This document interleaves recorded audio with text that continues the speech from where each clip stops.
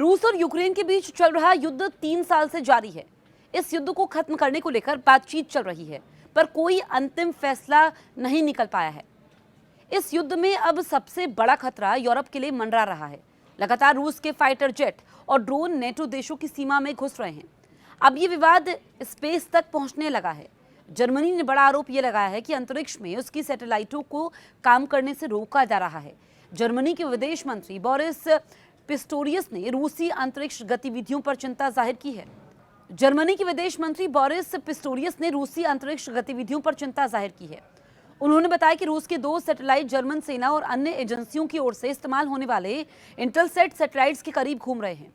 Pistorius ने कहा कि रूस और चीन की अंतरिक्ष में युद्ध क्षमता हाल के वर्षों में तेजी से बढ़ी है। वो सैटेलाइट ऑपरेशन में बाधा डाल सकते हैं, सैटेलाइट को पूरी तरीके से अंधा बना सकते हैं, चाहे तो उन्हें नुकसान भी पहुंचा सकते हैं। उन्होंने ये भी बताया कि जर्मनी की सेना रूस के सैटेलाइट्स को जैमिंग अटैक के जरिए ट्रैक कर रही है। इंटेलसैट एक अमेरिकी लक्समबर्ग की कंपनी है जो 50 से ज्यादा सैटेलाइटों का संचालन करती है। रूस के ये 2 सैटेलाइट 2014 और 2023 में लॉन्च हुए थे। लंबे समय से इन पर आरोप लगते रहे हैं कि ये दूसरे सैटेलाइटों के पास जाकर उन्हें ट्रैक करते हैं और जानकारी हासिल करते हैं। पिछले साल फ्रेंच स्टार्टअप अल्डोरिया ने आरोप लगाया था कि उसने एक रूसी सैटेलाइट को अचानक किसी दूसरे सैटेलाइट के पास आते देखा। वहीं अमेरिकी कंपनी स्लिंगशॉट एरोस्पेस ने 2023 में कहा कि रूसी सैटेलाइट गैर रूसी सैटेलाइट के पास जाकर अनफ्रेंडली व्यवहार कर रहा है। जर्मन गृह मंत्री ने कहा कि रूस की आक्रामकता अब पृथ्वी के करीब भी बढ़ रही है।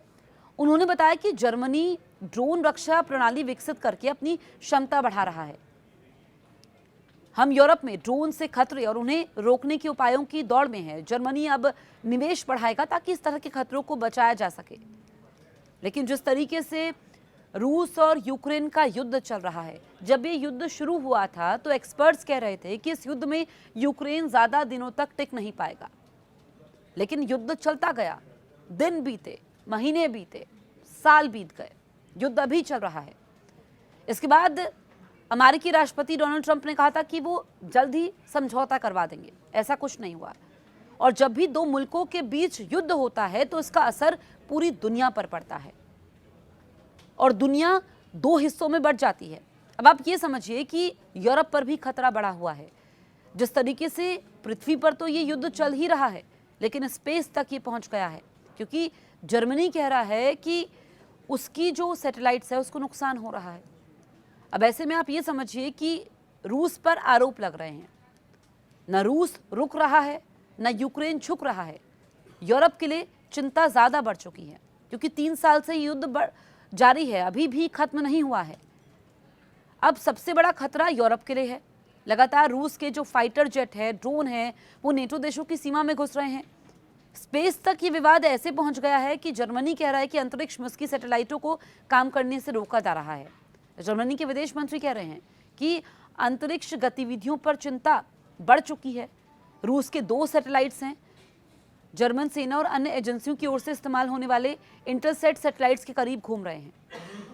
रूस और चीन की अंतरिक्ष में युद्ध क्षमता हाल के वर्षों में तेजी से बढ़ी है और ये पूरी दुनिया को मालूम है।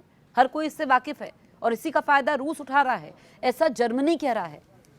अब जर्मनी कह रहा है कि वो अपना बजट बढ़ा रहा है, जो उसकी गतिविधियां हैं स्पेस में खासकर, उसको और ज़्यादा तेज़ी से वो संचालन करेगा ताकि खतरा कम हो। लेकिन इस वक्त जिस तरह के मौजूदा हालात बने हुए हैं, जो परिस्थितियां बनी हुई हैं, वो ठीक नहीं है।